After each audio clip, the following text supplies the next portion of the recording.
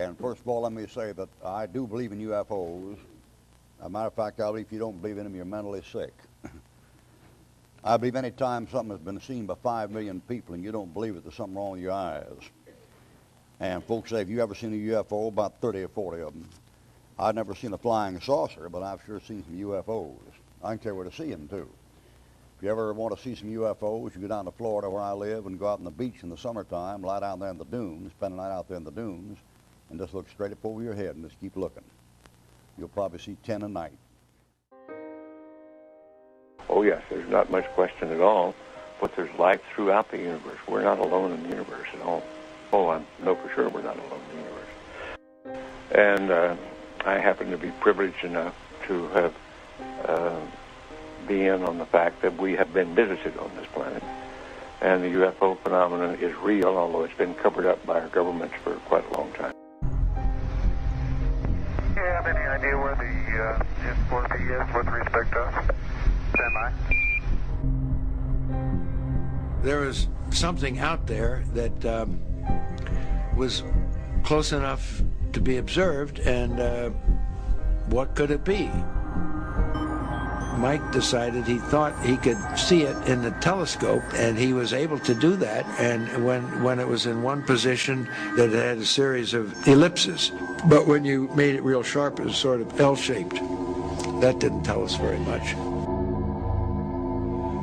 Now, obviously, the three of us were not going to blurt out, "Hey, Houston, we got something moving alongside of us, and we don't know what it is. You know, can you tell us what it is?" We weren't about to do that, because we know that those transmissions would be heard by all sorts of people, and who knows what somebody would have demanded that we turn back because of aliens or whatever the reason is.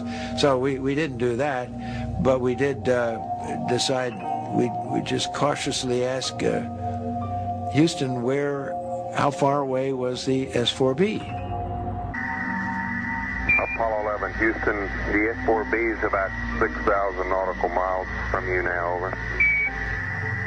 And a few moments later, they came back and said something like it was 6,000 miles away because of the maneuver. So we really didn't think we were looking at something that far away. So we decided that after a while of watching it, it was time to go to sleep and not to talk about it anymore until we came back and debriefing. Okay. Okay, verify SRC plus D badge. What are those things going over? What is that, Jack? Hey, something just get here. What blue? Hey, what is that? Oh, your antenna. On the LEM? No, the one you deployed. The rover high gain antenna. My God, it blew up. Yep. Looks like you got an object right in front of you, Mark. Can you look out there? I'm not sure what you're talking about. Never mind. Oh my God, this is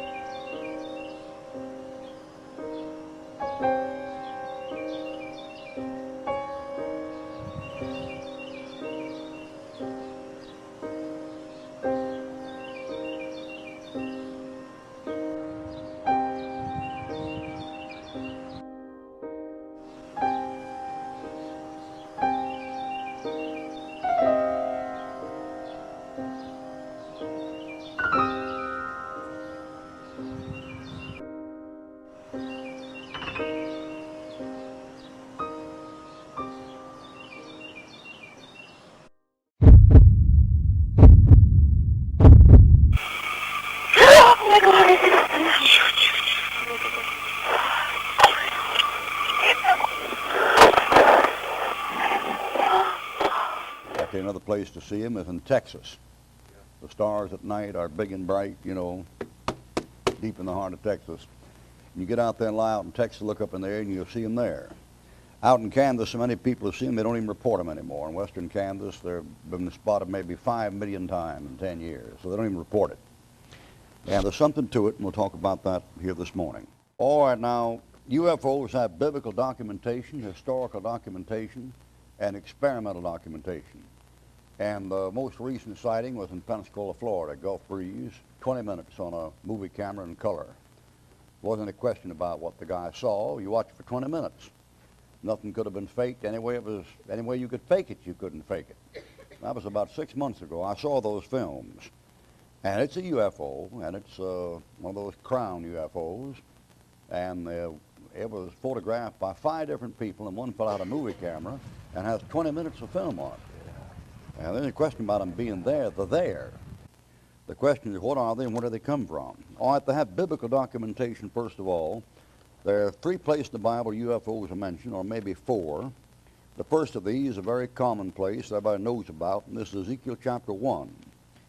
And I think Ezekiel chapter 1 is an unidentified flying object.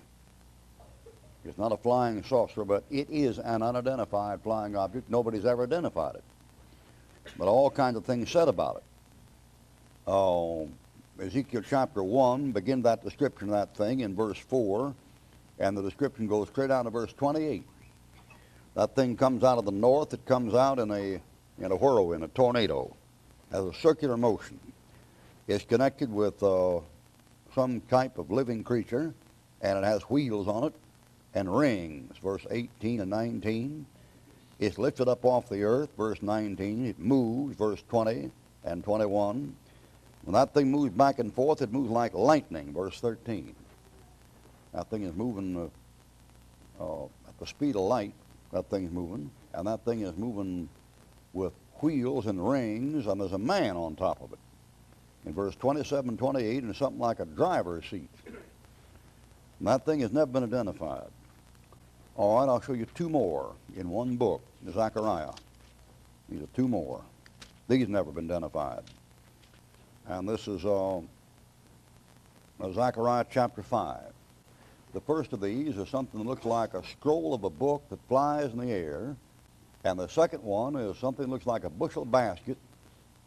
And the bushel basket has a weight in the top of it, and 2 women are carrying it, and they have wings. Zechariah chapter 5, verse 2. Now that thing there goes over the earth and goes into a house, verse 4. The thing that looks like a bushel basket is called an ephah in verse 6. And there's a woman in it. And it's carried by 2 stork-winged women in verse 9, carried through the air. And that's why when you go down to the dime store and get a picture of angels, the angels are always pictured as long-haired women with stork wings. And that's why the stork brings the baby. It's a woman thing. Now, angels in the Bible don't have wings. Right. And angels in the Bible aren't women. Right. They're men. Amen. But from time immemorial, in the Catholic picture of an angel has been a long-haired, winged woman. So that's what you get, and that's from Zechariah. If you look at that passage in Zechariah, you'll find those stork-winged women are demons. Right. And they're taking that woman there and taking her to Babylon to rebuild Babylon. Right. So that's the wrong job. Well, that's an unidentified flying object. Now I'll show you a reference to another one, which isn't seen but is heard.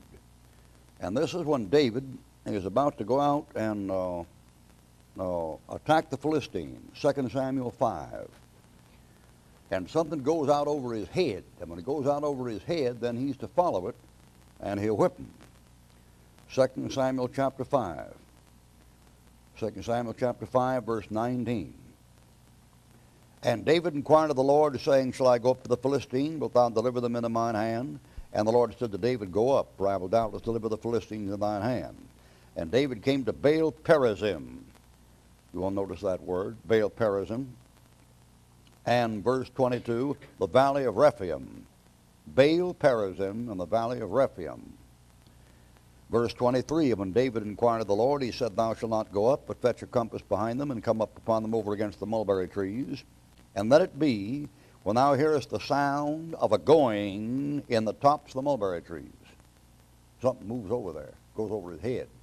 Whatever it is, it moves the trees. There's something with wind going over the top of those trees. Thou shalt bestir thyself, for then shall the Lord go out before thee to smite the host of the Philistines. Now, the reason why that's so interesting is that thing is connected with the second advent of Armageddon. And that's in Isaiah. And for this, come to the Isaiah. All right, Isaiah chapter 28. Isaiah chapter 28.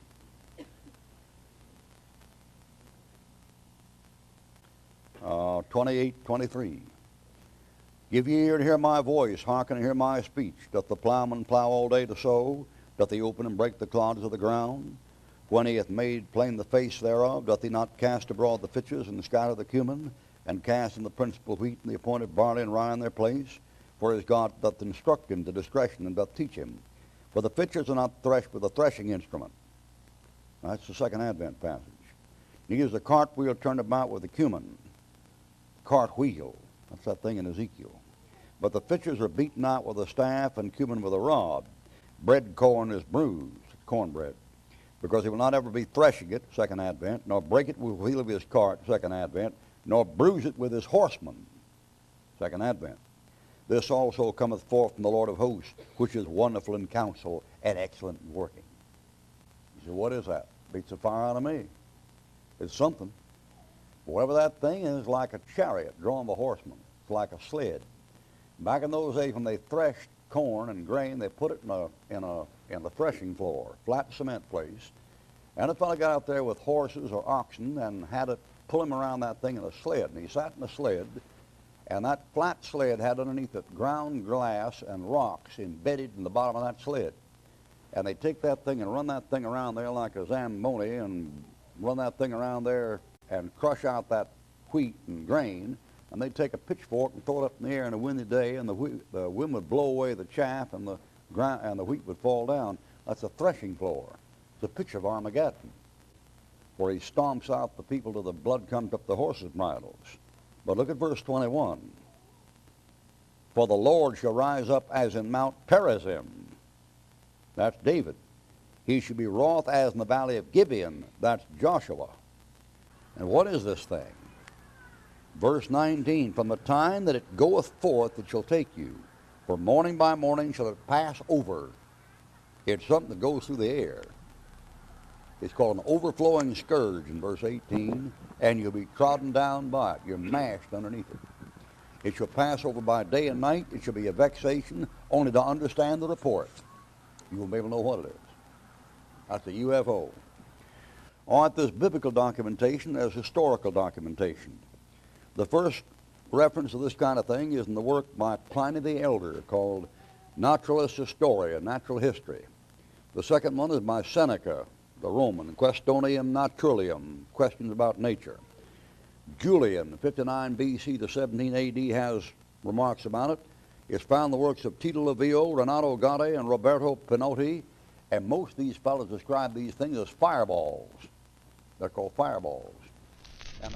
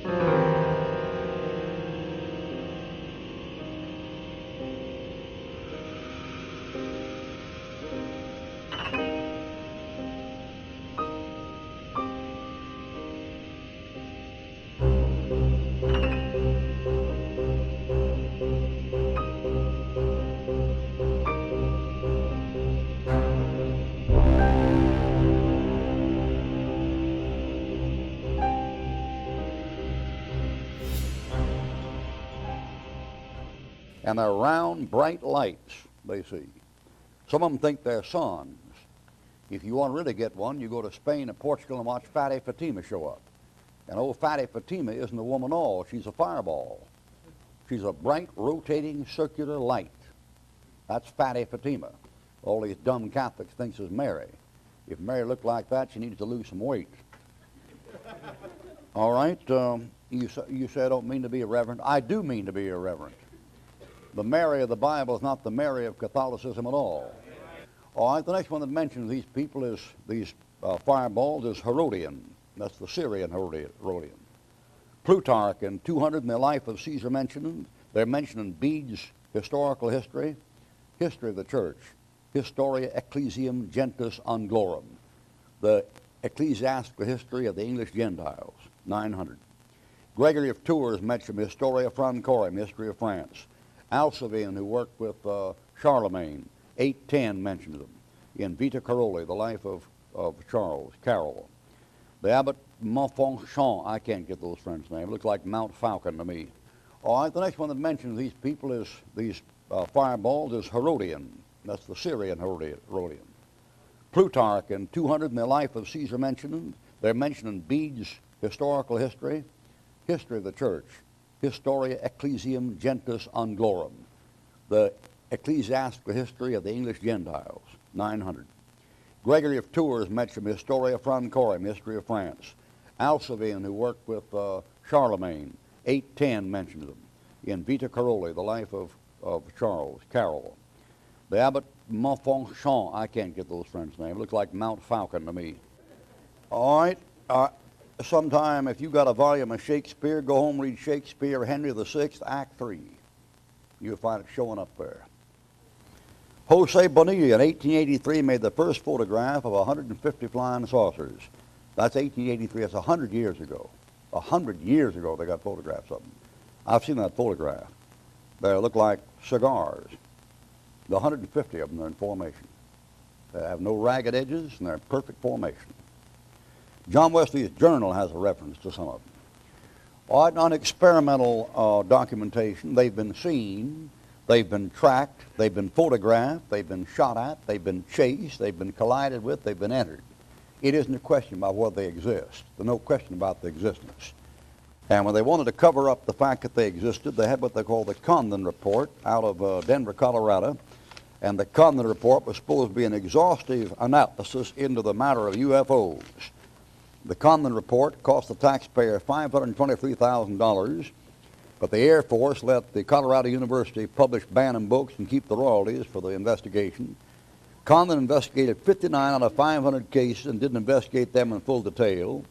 When the Association for Investigating UFOs asked for an inquiry and almost got it, the Air Force released to the press the Project Blue Book and said that it was closed and all witnesses were liars or deluded and not one person had ever even seen a UFO. That's the Air Force. Join your Air Force, you know. They said nobody ever seen a UFO. They're all crazy. Dr. Condon threw out all the evidence and all the photos and all the witnesses before 1965 in 15 sightings, and there were 15 sightings during the examination, and one by Superior Court Judge Charles Bennett of Denver, Supreme Court, State Supreme Court judge, saw one while they were investigating it. So he's crazy. Then they decided to investigate the people who saw them instead of investigating the UFOs.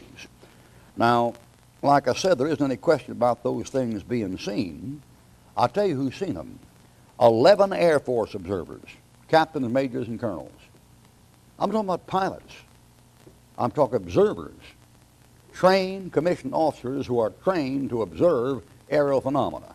6 naval observers, captains, commanders, lieutenant commanders, 4 Marine Corps majors and captains, 5 Army observers, major lieutenant colonels, 14 top scientists, 40 airplane pilots, and the Secretary of the Navy. It isn't a question about whether they exist. They're just real as you are. If they're not there, you ain't there. You just think you're there. Those things are there. Now, my experience, of course, has been a little bit more thorough than theirs. Now, they've been tracked on radar. They've been tracked on radar for an hour and a half. One night down at the Tampa airport, everybody up in the control tower sat up there and watched them for 35 minutes. 5 or 6 of them, just all over the place. You say, have you seen them? Yeah, I've seen them. I've been out mullet fishing at night in St. Pete. And out there in the bayous with 6 other witnesses, I have seen a light come across there. I don't land the light when I see them. I've been in a plane as long as I've been in a car. And this light comes across here. It's one light. It isn't 2 lights under each wing. It's 1 light. You said it's a small plane. It's a funny plane. It don't make any noise. All right, I thought I would stop it right here and add a little bit of information of some things that I heard from some friends that lived in a place called Madeira Beach, which is pretty close to the Tampa, St. Pete, Pinellas Park, Pinellas County, I think it is.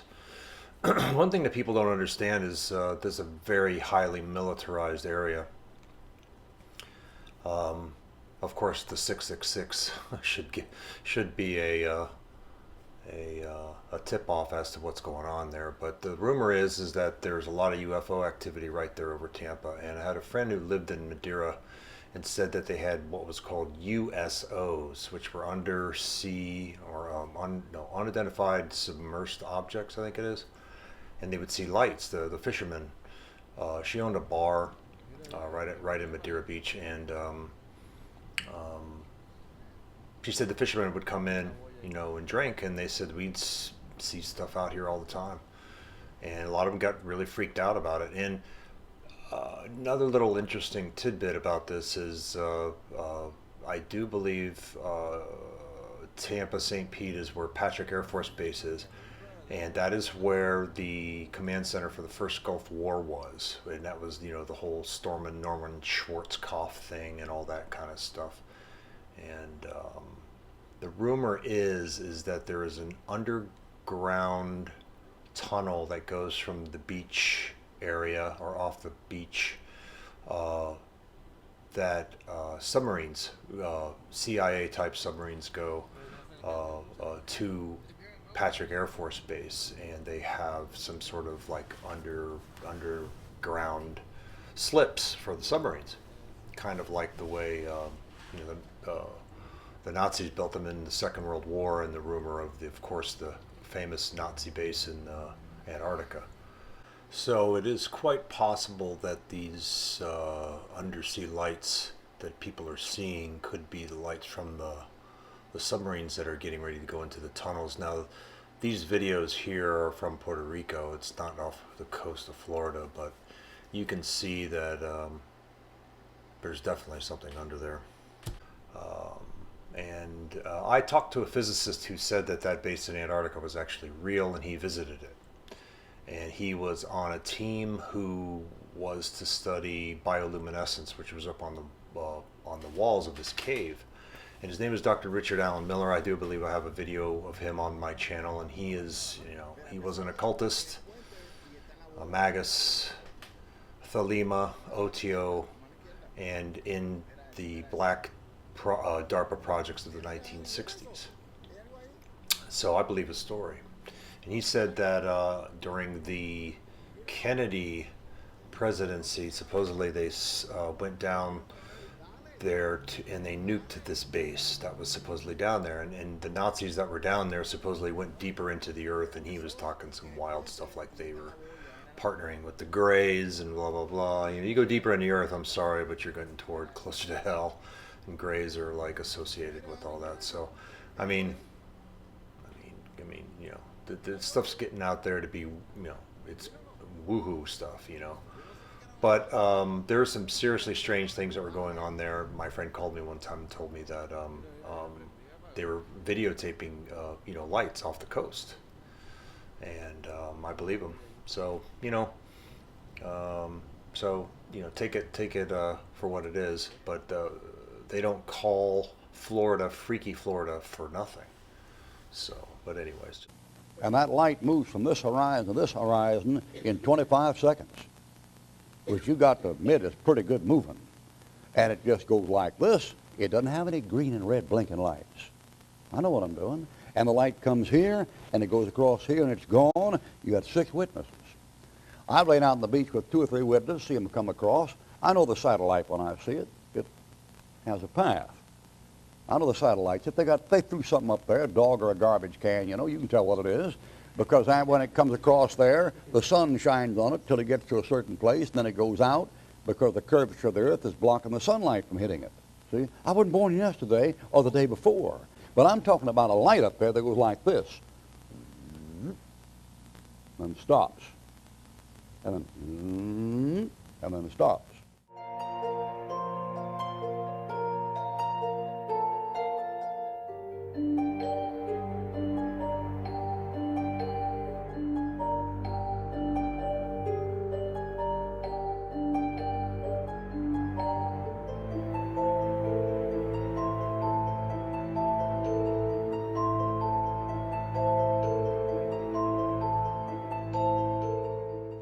And sits there sometimes 15 seconds, sometimes 5 minutes. And you check your azimuth and get it the location between 3 or 4 stars and come back and check it, it's gone. And pretty soon you see it going like this.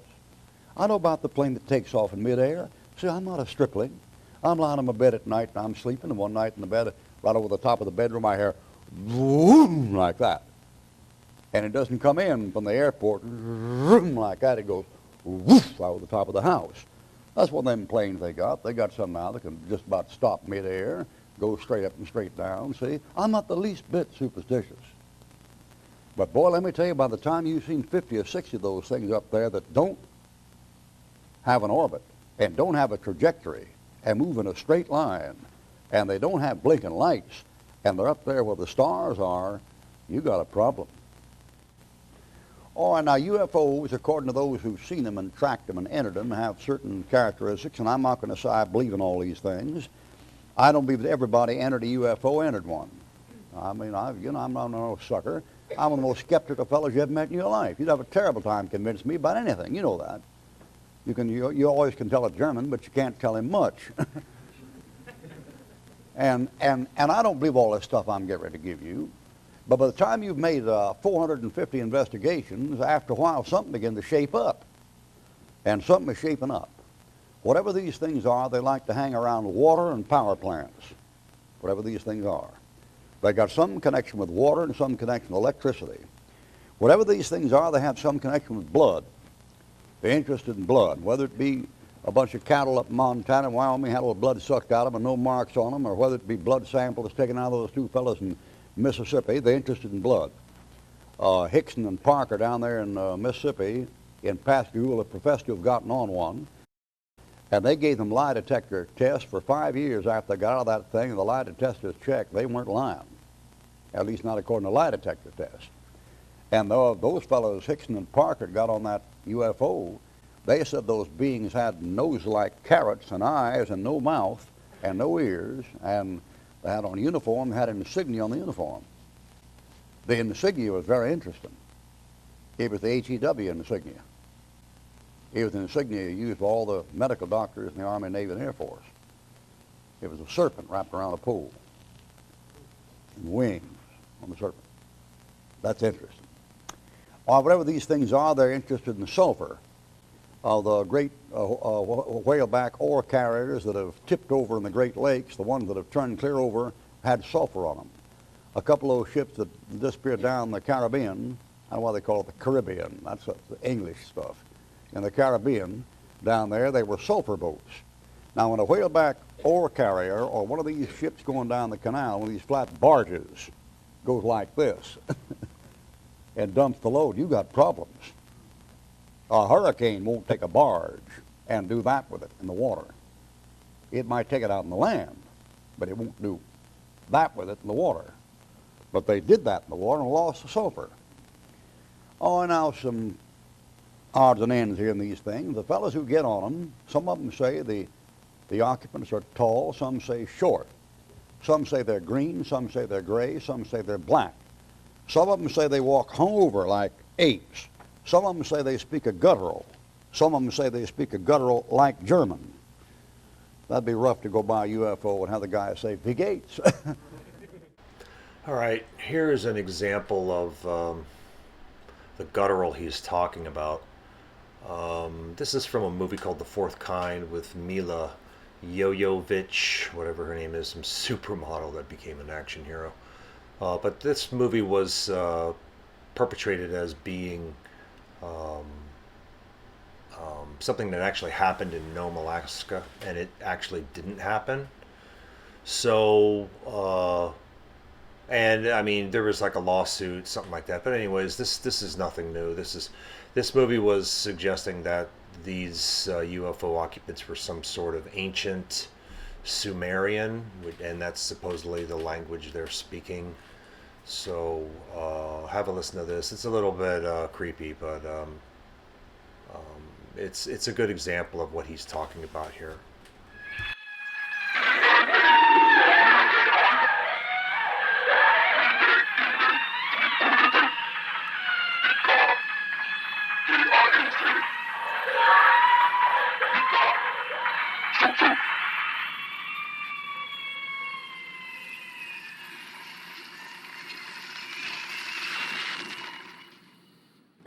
But some of them say they make most of them say they make animal noises.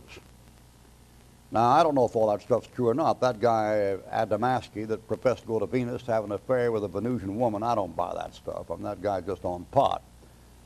But then again, you get a lot of cases where they're meeting them out on roads, getting stopped and getting paralyzed by rays and things. There's no question about it happening. It is happening. The only question is, where do these things come from? That's the question. They can become visible and invisible at will. That's taken care of. Now, I'll tell you when that stuff began. You know, people, God bless your heart, as long as you read magazines, newspapers, and watch television, you never find out anything. Right. If there's one thing they don't know, it's what's going on. Amen. I mean, all this stuff about getting up to Mars and Venus and Jupiter, that stuff's just a bunch of bunk. They haven't got it figured out down here yet. Yeah. Let me tell you, it ain't up there. It's down there. Out of the heart of man proceeds. Of course, in nature, set on fire of hell, there's some under your feet, boy. Now, these UFOs, whatever they are, they seem to be able to do that. They seem to be able to put light rays around themselves, some kind of a magnetic force field, and then appear and disappear. When I used to preach at Canton years ago, I had a fellow up here who was a UFO bug, and he would give me the paper every year. They still publish a paper on sightings. And he claimed he'd been on one. Okay, what Dr. Ruckman is about to talk about is probably a reference to a man named Ralph Ring. And Ralph Ring was supposedly associated with a man named Otis T. Carr. And Otis T. Carr was a protege of Nikola Tesla. And supposedly Otis T. Carr knew how everything worked like Tesla, and they decided to build some sort of anti-gravity craft. And it says right here in a paper in front of a photograph of this thing where they're actually walking around, it says Otis T. Carr, 1904 to 1980, was a protege of the great inventor Nikola Tesla.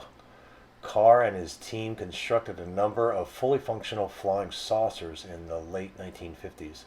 The flying discs worked and were demonstrated. Carr was serious about taking his craft to the moon. Okay. However, 2 weeks after a dramatic test flight, their laboratory was forcibly closed by federal agents. Now, Dr. Ruckman says it was something to do with Goodyear rubber, and it wasn't. It was actually General Motors. And I've looked into this, and I've listened to a lot of YouTube videos about this and read a little bit about it. And they said that once they got this thing perfected, they supposedly approached General Motors. They demonstrated it with like a small model, and the GM exec that saw it like freaked out and said, "You, there's no way you can do this. This is going to cause all kinds of trouble. You're going to have to sign an agreement not to disclose this, and we'll kill you," or something to that effect. So this is a very, very interesting story. So this is something to look into in your private study if you want to dig deeper. But I believe this to really be legit, because free energy and anti-grav stuff actually exists out there. So, but this is a really, really interesting story. And Dr. Ruckman says that he received the plans, and I do believe that this is where they came from. So, anyways, have a listen to this. And he's claimed that Goodyear rubber was connected with them things. And the last thing I got was the last word. The last thing I got about 10 years ago was a manual on how to build a UFO. And that thing was a great big manuscript like this with photographs, blueprints in it, and the whole thing was there. And I took it to a industrial engineer, and I said, I don't know nothing about this stuff. I'm not a mechanic. I couldn't fix a broken lawnmower, man. I said, what is this thing about here anyway? And I left with him for 3 months. He studied that thing, and he said, well, preacher, he said, you got your hand on something here. And he said, can I have it? I said, help yourself. I can do nothing with it. And he said, this thing here, if you could do it, it would work, but the trouble is material. And he said, this thing that you gave me doesn't tell what the material is. And according to that fellow there, I wasn't going to draw on this, but according to that fellow there, when a UFO comes down here at 20,000 miles an hour and makes a left-hand turn like that, it's the outside is spinning. But inside that thing is another circle inside, and the thing inside is not spinning with the thing outside. And it's a retrograde rotating movement there where this thing here is going in another direction or half the speed or something. And when the outside makes this turn, the people inside are making that turn. And that's why the stuff isn't thrown all over the place inside. And there's some more stuff on that thing.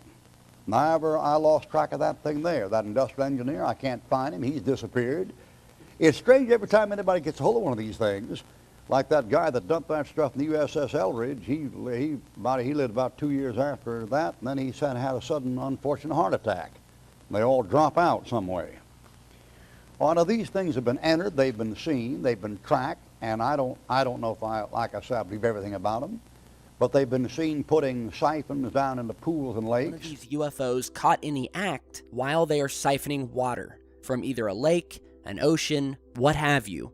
And here we have a closer look at the actual stream, which can clearly be seen here with the red arrow pointing to it. Much like the UFOs that we've documented siphoning plasma from our sun, it would appear that we have objects coming to Earth, and for whatever reason, maybe it has something to do with powering their craft, it could be for testing purposes, who knows? But these things have been seen and reported throughout the years. Here's a close-up of the actual UFO. Very strange. They've been photographed taken off from fields, and there are burn spots in the field after they leave. There are people in them that people have gone in and sworn they've been experimented on and put under lights and had holes made in their arms and that kind of thing. I don't know if I believe all that. But I'm sure of one thing. I'm certain they exist, and I'm certain they're up to something. And I'm certain of one thing. I'm absolutely certain they didn't come here to help you out. Now the question is, where do these things come from? All right, the only answer is, there are three answers. They're either extraterrestrial or terrestrial or intraterrestrial. Now that's a college way of saying upstairs, downstairs, in the middle. So you got to pay money to learn all that junk, you know. You always have some big highfalutin word for it, you know. Terrestrial means the ground. It's under the ground, it's on top of the ground, it's up in the air someplace. Or it comes from one of those places. Now the general consensus of opinion seems to be that they come from upstairs. The general consensus of opinion is outer space. Are they coming down from outer space to help you? These people that are brainwashed by the news media believe all this stuff they get from the government. They think, oh, it's outer space, they're coming down to help us. That's brainwashed news media. Oh, I know how I got on it. I was trying to show you I appreciate the Americans who don't let that stuff walk off with them. All right, one thing is they come from outer space. One thing is they come from the earth. Some think it's the German. They still think it's the German playing rocket ship, you know. And I've got a bunch of stuff at home that said Hitler got down to the South Pole. How many ever got a hold of that? Let me see your hand. Everybody? One. Yeah, that's rare material there, you know, to get that stuff. He got a submarine, got down to the South Pole, and they're making these things down there and flying in and out. Then I got a guy that's got something called the Hollow Earth, and they're going in and out of the Hollow Earth. And then I got one of them that says, well, it's the Russians, you know, and it's American technology. Why don't you have a Wright-Patterson Air Force Base near here someplace? Yeah. Well, the material I have said they got a couple of those UFO occupants out there. They got them about 15 years ago. Had them on cold storage out there for about 15 years. Maybe they do. I don't know. Nothing to me. I wouldn't care whether they did it or whether they didn't. I mean, people always, what's new? Ain't nothing new, man, except the Lord coming. Oh, I know. You say, where do you think they're from? I'll tell you where I think they're from. And I'm going to hazard a guess now. I don't know where they're from, but I would gather from the fact that they speak with animal noise and guttural grunts, they're not humanoid. They're not superior to humans. They've got a superior to human technology, but I don't know that means anything. I mean, the more superior you get technologically, the worse you get morally. The more your transportation communications improve, the less truth you can get. You understand what I'm saying? Suppose I had here this morning 5 Southern Baptists, 5 Roman Catholics, 5 Buddhists, 5 Taoists, 5 Confucianists, 5 Jews, 5 hyper-dispensationalists, 5 hyper-Calvinists, 5 morons, Mormons, 5 JWs, 5 no-hellers, 5 Hindus, 5 Brahmins, 5 Buddhists. What could I say? See? See? The more you get together, the less truth you can disseminate. If I had that bunch together, what truth could I give you? I couldn't give you anything. All I could talk about is love, get together, love, get together, love, get together, love, get together, get together. That's all I could talk about. You wouldn't get any truth. So if it's highly technological and transportation communication, it ain't worth 15 cents. Now, where do you think they're from? I think they're from downstairs. Take your Bible, turn to Revelation chapter 9. I'll show you why. Revelation chapter 9 and Isaiah 34. You know, the King James Bible is a strange book. I'm going through 112 times now up to 2 Samuel someplace. And the more I read through that thing, the stranger it gets. Revelation chapter 9. Here's something that comes out of the pit. The pit opens up and these things come up. Verse 1 and verse 2. And these things that come up are genetic mutations. They're the happy little monsters. They're TV getting you ready to believe in snurse and things. They're TV getting you ready to accept monstrosity as acceptable when these things come up. And these things, Revelation 9:7, are like locusts, and they have faces like men, 8, and hair like women. Hey, man, I must have seen some of them walking around. Faces like men and hair like women. All right, verse 11. And that a king over them, which is the angel of the bottomless pit. And that thing that comes up, those things are like 10 scorpions. They're like horses. Verse 9. Them things are like men. They're like women. They have mouth. Those are genetic mutations. Those things are monsters. Isaiah 34. Now, no educated man in America believes the King James Bible is the Word of God. Not really. Because there are 2 words in the King James Bible, or 3 of them, that prevent any educated man from believing it. And those 3 words are unicorn, satyr, and dragon.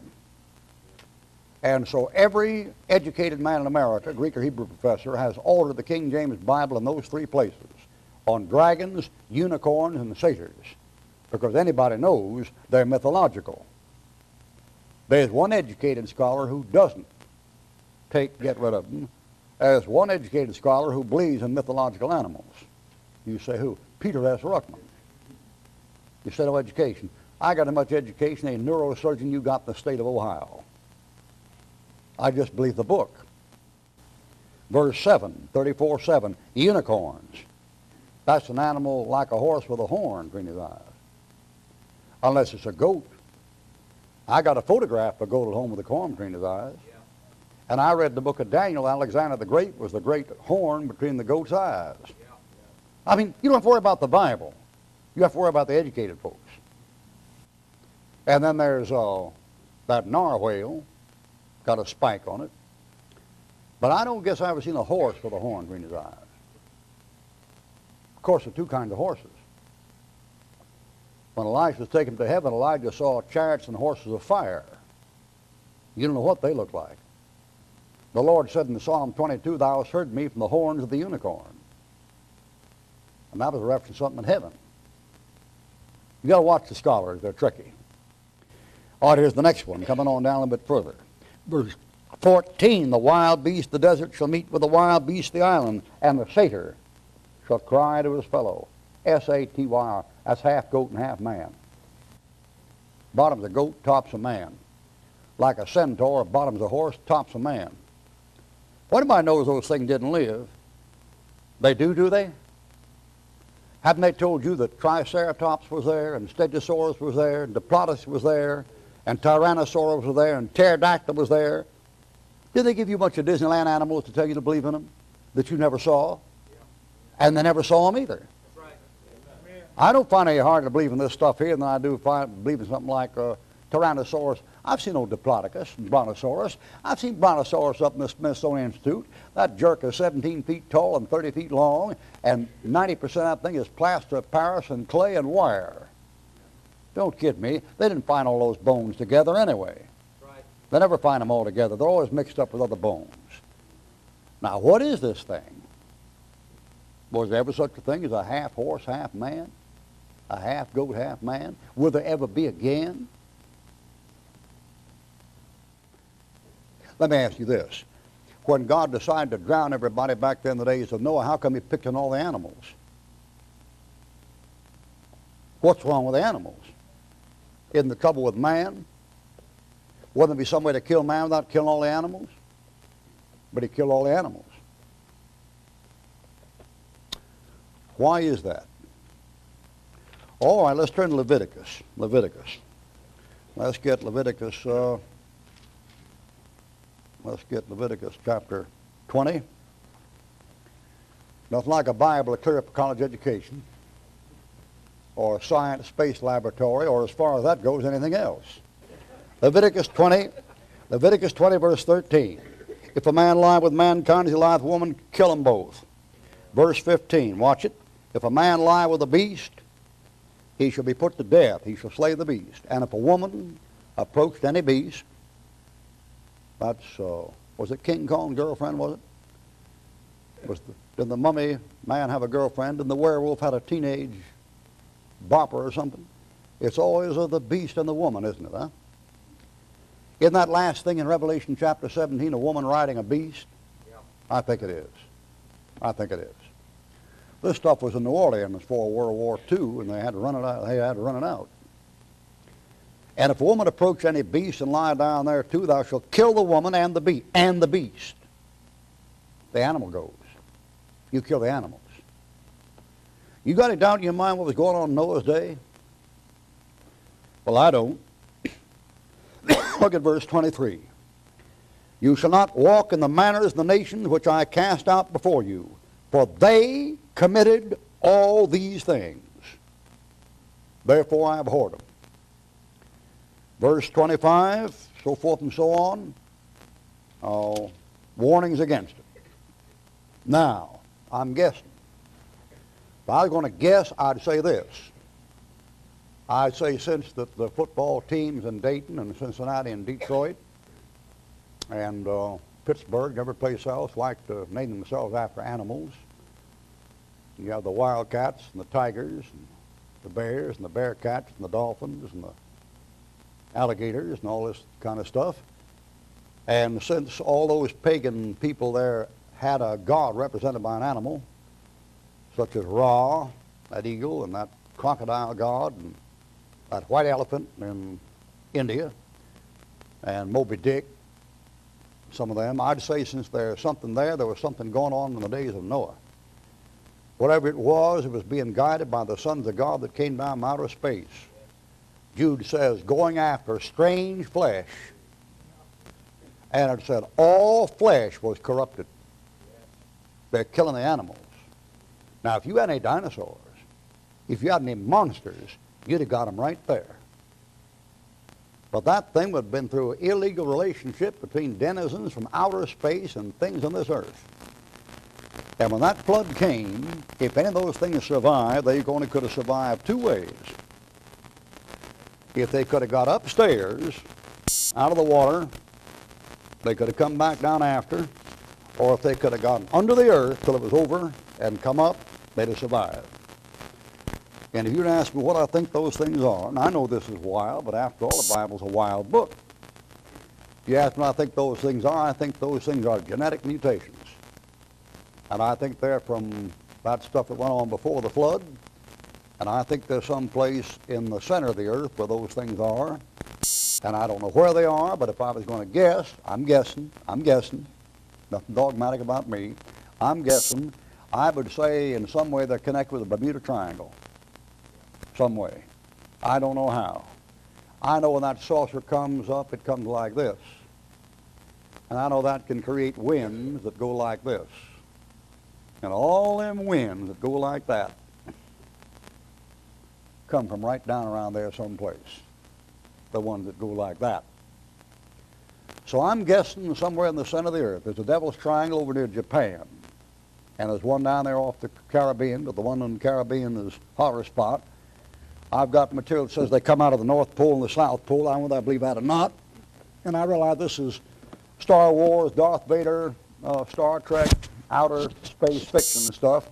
But there's a Bible basis for what I'm saying, and not a Bible basis for what they're saying. All I can tell you is this. UFOs certainly don't have your best interests at heart, and they're not connected with anything that's right in that book. Government documents dating back to the 40s state that these aren't interplanetary, but that they're interdimensional. This parallels with biblical accounts of fallen angels. The Bible gives accounts of the divine council in Deuteronomy and Psalms. These are the sons of God, angelic beings, higher entities that the Lord has given control over the nations. This is Satan's long game. He's been waiting on his final counterfeit to be fulfilled. He's preparing the world for his man of sin to get his brief go at being world king. I mentioned the deceptive quality of Satan and his minions. The majority of the world religions have come from fallen angels appearing to men and bringing a different gospel than the gospel of Christ. Many similarities can be traced through all of them. Works-based salvation, humanism, but they all deviate from and contradict the scripture. Paul called this out and gives dire warning that if anyone preaches a different gospel than the one we preach, let him be accursed. He goes further to include angels in this warning. So it's not only human beings bringing a deception. Fallen angels are known to do the exact same thing. When disclosure comes, the world will be presented with higher entities who are so much more advanced than we are, and will be presented as spiritually advanced as well, as if being closer to God or even claiming to be gods themselves, duping humans that they understand better than we do.